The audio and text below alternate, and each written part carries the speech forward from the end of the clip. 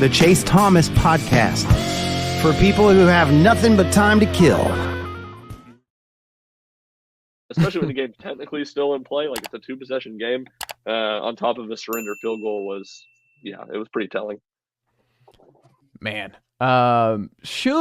Jack, I'm putting this to you first. Should there be firings after the season of any kind based on what we saw from this defense last week, from what we've seen from different position groups?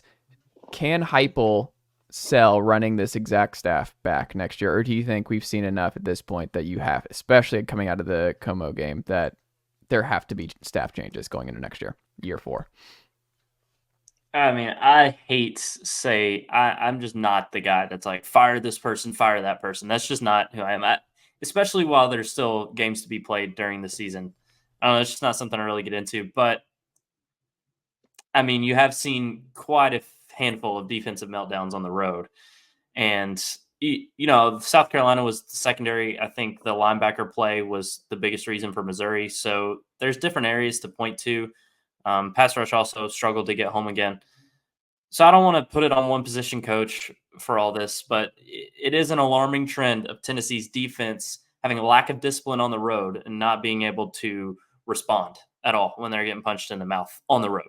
And it's just on the road. I want to emphasize that because the defense has been mostly pretty good at home throughout Tim Banks' tenure. So that's certainly an alarming trend, but again, I don't feel comfortable saying he just needs to go no matter what.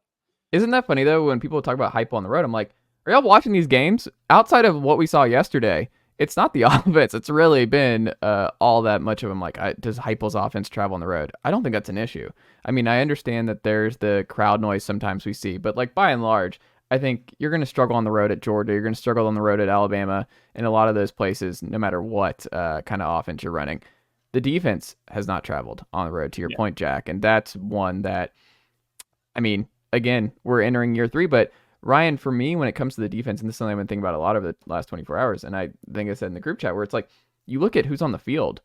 I'm a big, like, players, blue chippers, they matter in a significant way. With all the problems Alabama's had, they're still one loss team that control their own playoff destiny. Because, I mean, there is something to be said about having 90% blue chippers on your roster that just figure it out, even when there are coaching limitations, because I still don't think that's a great coaching staff and one of the weakest of the Nick Saban era, and they still might stumble into the playoff and beat Georgia in the SEC title game, this, that, and the other. I think for me, what I struggle with is like a chicken and the egg thing. Is it just they still don't have anywhere near close of the kind of depth to be a good road defense to withstand a full year? Because these November meltdowns, if y'all recall, part of what's happening on this defense is Rutgers having to play. You're looking at some of these guys in the South Carolina game, in the South Carolina game a year ago, where Turnage is asked to play a big role. I mean, you lose Burrell early last year. If you look at the injuries to the secondary, to the linebackers this year, it's so hard for me to like be really, really upset, because I'm like, hey, like there's some real issues here, the zone stuff and just playing off these guys when they're just cooking you and not adapting, not really utilizing linebacker blitzes all that much. Aaron Beasley's kind of fallen out of in a major way, which I didn't see coming this year. He's been mostly forgettable the last few weeks. But look, like Keenan Pili looked like he was going to be the part, and Keenan Pili would have been really nice to have in this game against Cody Schrader.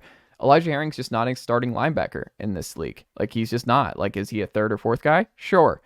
Is he a starter? No. And you look at this, Caleb Perry's on, Jeremiah Thielander is learning on the fly. Like, he's out there in major minutes. You lose Arian Carter for the year.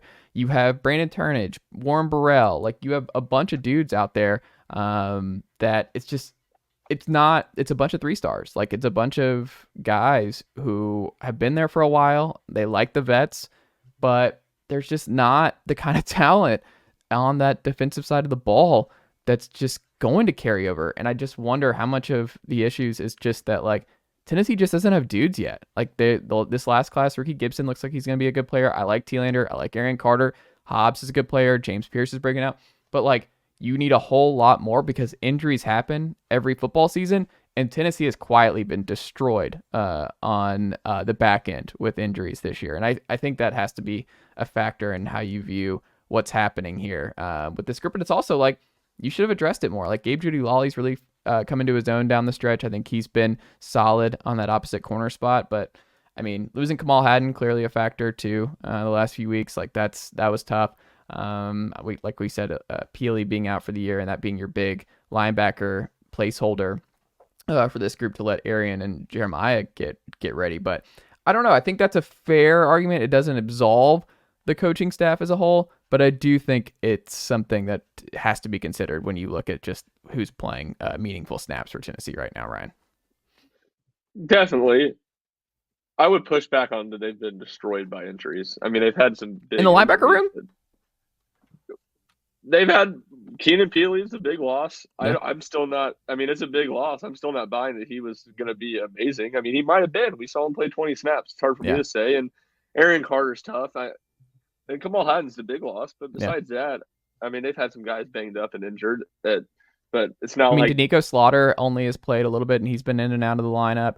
Warren Burrell been in and out of the lineup. Brandon Turner's been in and out of the lineup. Yeah, but those guys aren't big losses. Like that's Danico Slaughter. If Kamal Hadden never gets hurt, is playing 10 snaps a game, and I do think that kind of goes back to your point though. Like Tennessee's depth has improved defensively to the point where they can spell starters for 15, 20 snaps a game at these spots, and they're fine with that. But when those starters get hurt and these backups have to step in and play 50, 60 or 40, 50 snaps a game, that's where it is. They don't have the talent. And I think you're right. Like, I don't have an answer to your question. I think it's a very good one of how much of it is coaching, how much of it's just not having enough talent yet. And I think Tim Banks is, a fascinating debate on whether he'll come back, because he's had some really good games and really good performances, and also some really inexcusably bad ones. So that will be interesting. I will say, just as a whole, this offseason,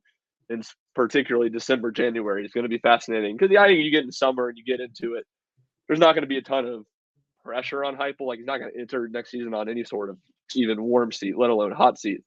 But this will be the first time where it's like real disappointment after a season. They're going to need to hit the portal harder than they've hit it.